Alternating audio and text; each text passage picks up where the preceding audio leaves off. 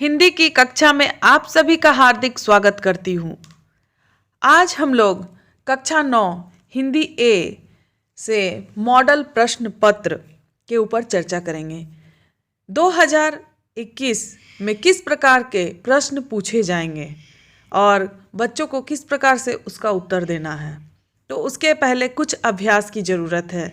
तो कुल 40 अंकों के प्रश्न पूछे जाएंगे और सभी वैकल्पिक प्रश्न रहेंगे और सभी प्रश्नों में आपको ऑप्शन दिए रहेंगे, आपको सही उत्तर चुनना रहेगा। सभी प्रश्न 1 अंक स्तरीय है।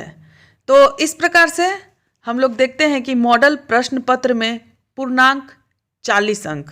तो उसके लिए जो भी यहाँ पर पैटर्न बताया जा रहा है, इसी पैटर्न पर परीक्षा में प्रश्न पूछे जाएंगे।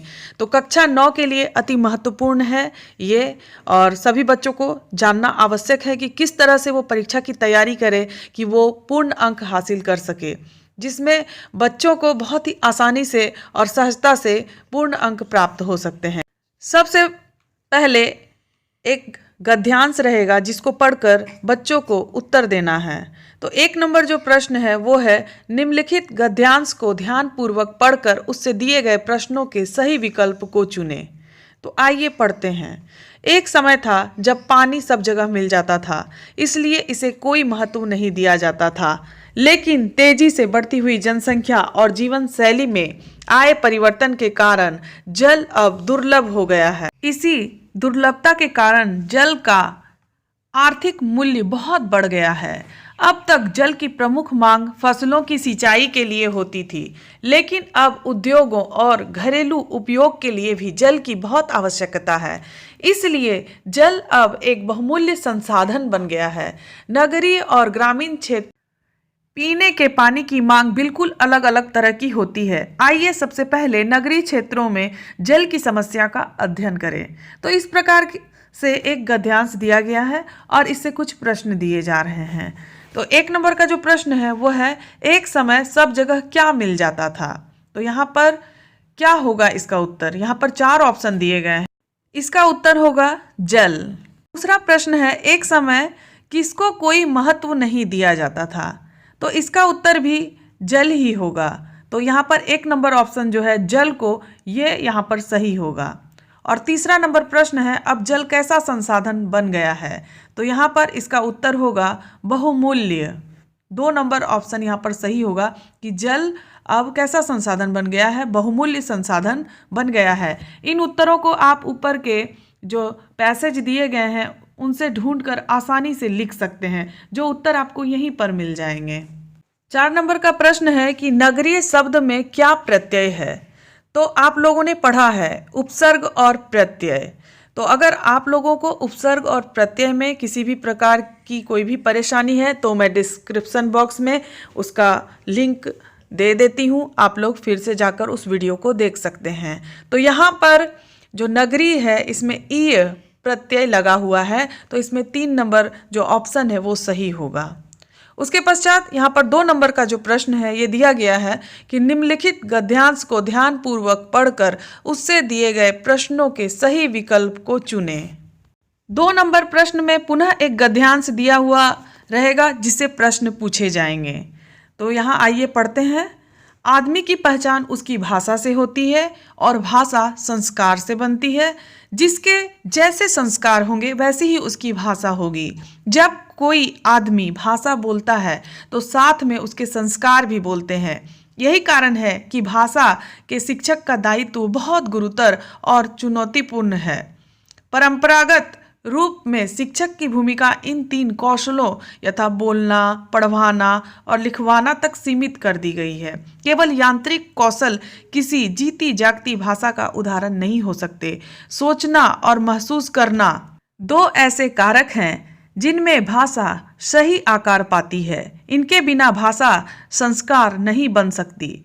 इनके बिना भाषा युगों युगों का लंबा सफ़र नहीं तय कर सकती है। वह इनके बिना कोई भाषा किसी देश या समाज की धड़कन नहीं बन सकती।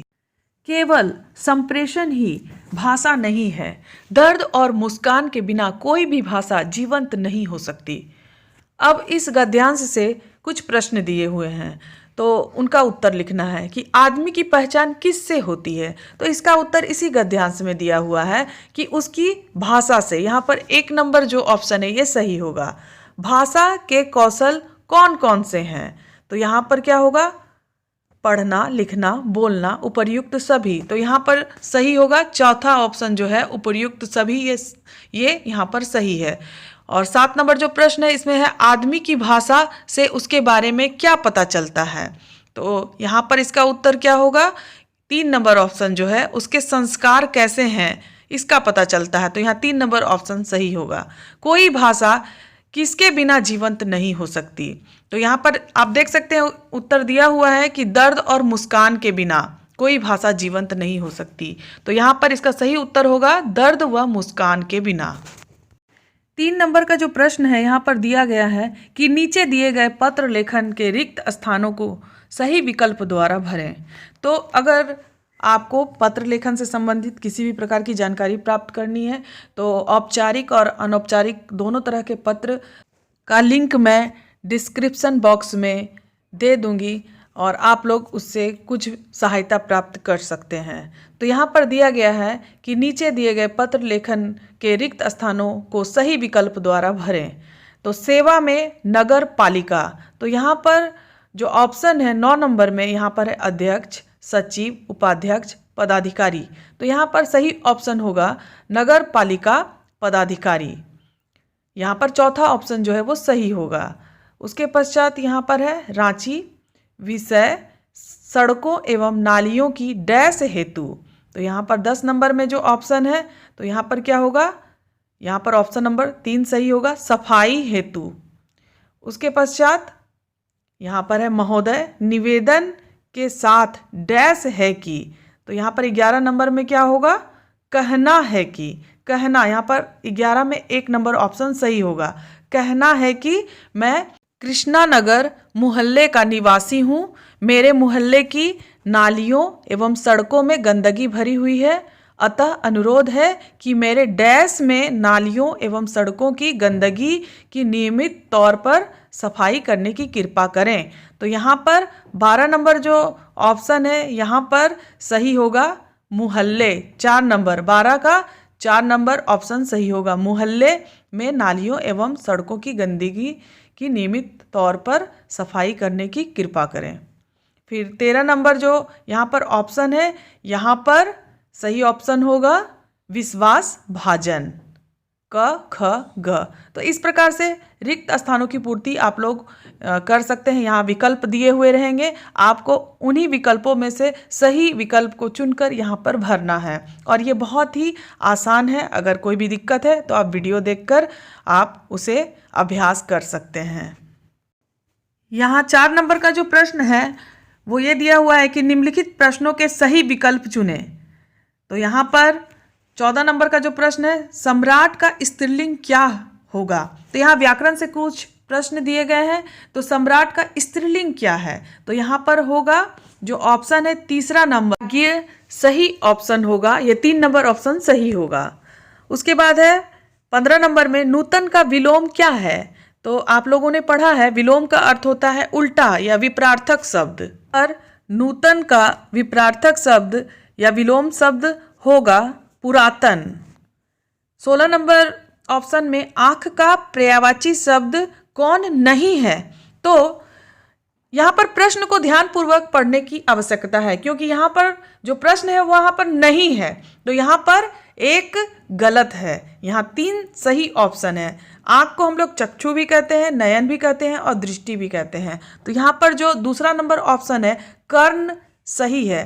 तो जब भी आप परीक्षा में जब उत्तर दें तो ध्यानपूर्वक प्रश्नों को पढ़ें, तभी प्रश्नों के उत्तर लिखें। 17 नंबर का जो प्रश्न है इसमें पूछा गया है कि पुस्तक का बहुवचन होगा। तो यहाँ पर हम लोग देख रहे हैं कि व्याकरण से प्रश्न पूछे जा रहे हैं। तो बहुवचन आप लोगों ने पढ़ा है, एक वचन और बहुवचन। तो यहाँ पर इसका उत्तर होगा 3 नंबर ऑप्शन जो है वो सही होगा पुस्तकें। 18 नंबर जो प्रश्न है यह है प्रसाद और प्रासाद का सही अर्थ भेद है। तो प्रासाद का मतलब होता है महल और प्रसाद का मतलब होता है कृपा। तो यहाँ पर जो 1 नंबर ऑप्शन है ये सही है, कृपा महल। 19 नंबर का जो प्रश्न है, एड़ी चोटी एक करना मुहावरे का सही अर्थ है। तो यहाँ पर ये मुहावरे का सही अर्थ है अत्यधिक परिश्रम। 2 नंबर जो ऑप्शन है ये सही है।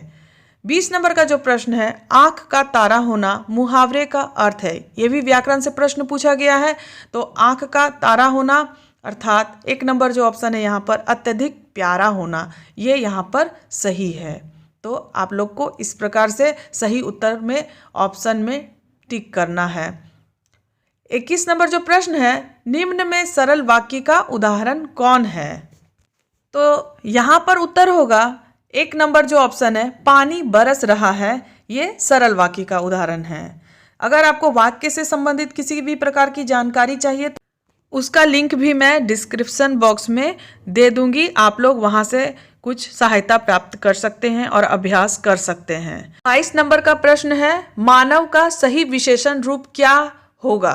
तो यहाँ पर विशेषण पूछा जा रहा है, ये भी व्याकरण का प्रश्न है। तो यहाँ पर सही उत्तर होगा 2 नंबर जो ऑप्शन है, मानवीय। मानव का विशेषण मानवीय। 23 नंबर जो प्रश्न है, निम्न में से परिमाणवाचक विशेषण कौन है। परिमाण अर्थात मात्रा बताने वाला। तो यहाँ पर सही ऑप्शन होगा 1 किलो आलू। 1 नंबर जो ऑप्शन है ये सही होगा क्योंकि ये परिमाण को बता रहा है। 24 नंबर जो प्रश्न है, ये निर उपसर्ग से निर्मित शब्द छांटिए। तो निर, तो यहाँ पर कौन से शब्द में निर उपसर्ग है। तो 4 नंबर ऑप्शन यहाँ पर सही है, निर्जन। 25 नंबर जो प्रश्न है ये है, आई प्रत्यय किस में लगा है। इसे आप आसानी से पहचान सकते हैं कि ये 1 नंबर जो ऑप्शन है, भलाई। भला में आई जुड़ने से बना है भलाई, तो ये प्रत्यय है। तो ये ऑप्शन सही है। 5 नंबर का जो प्रश्न है, अब यहाँ पर आपके पाठ्य पुस्तकों से कुछ प्रश्न पूछे जाएंगे जो 1-1 नंबर के होंगे और आपको उसका उत्तर लिखना है।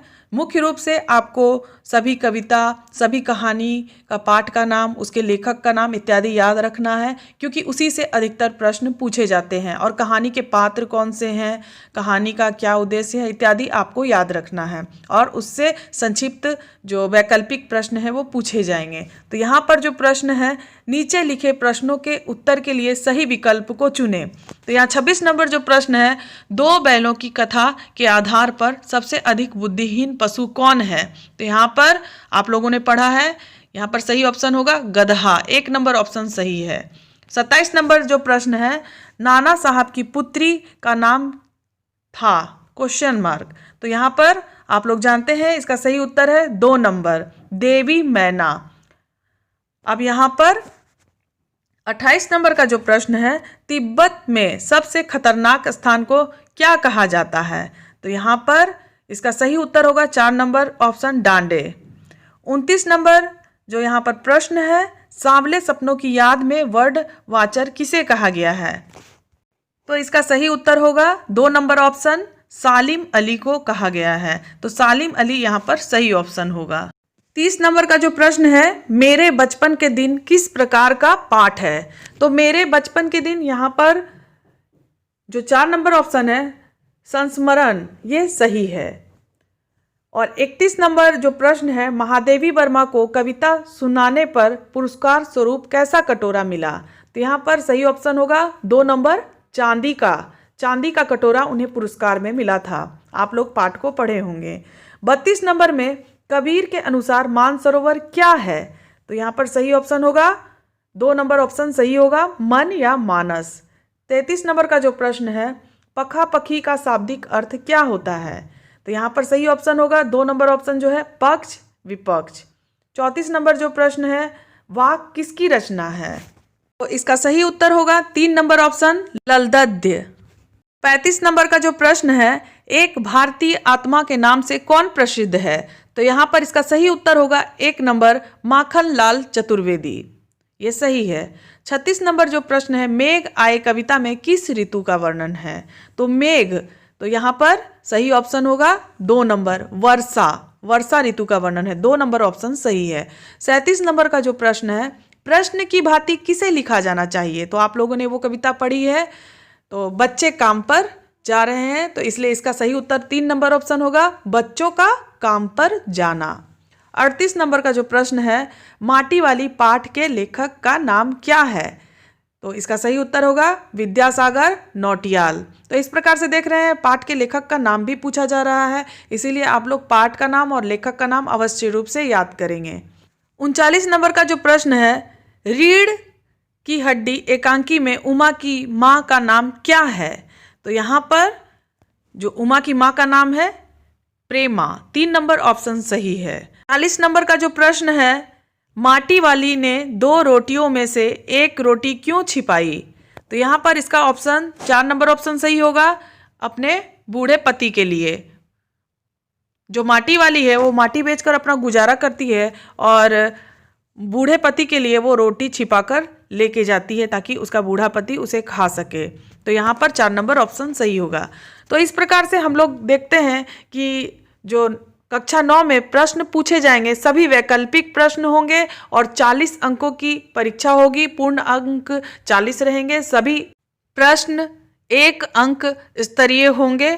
तो इस प्रकार से इस मॉडल प्रश्न पत्र के सहारे आप लोग अभ्यास कर सकते हैं। सेम इसी पैटर्न पर इसी तरह से प्रश्न पूछे जाएंगे। कुल 40 प्रश्न रहेंगे और सभी प्रश्नों के उत्तर आपको वैकल्पिक रूप में उसका उत्तर देना है। बहुत ही आसान है, आप सहजता से इसका उत्तर दे सकते हैं। इसी पैटर्न पर प्रश्न परीक्षा में पूछे जाएंगे।